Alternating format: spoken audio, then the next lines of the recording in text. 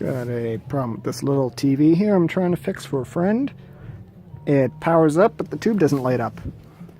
And when I turn it on, I get the filaments glowing.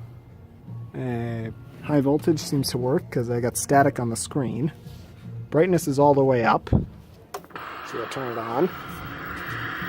And that's all it does, a whole lot of nothing.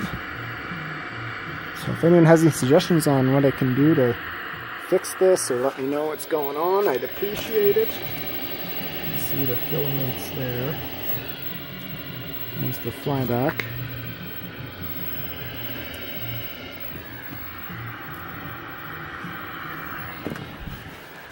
And if you can see, the static is good.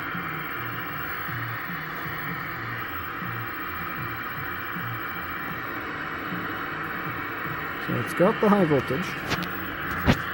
And if I turn the channels,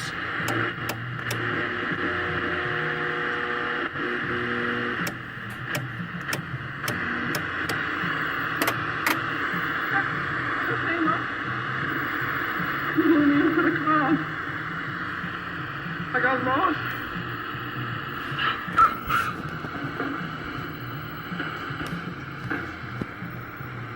yes, it gets video but no audio.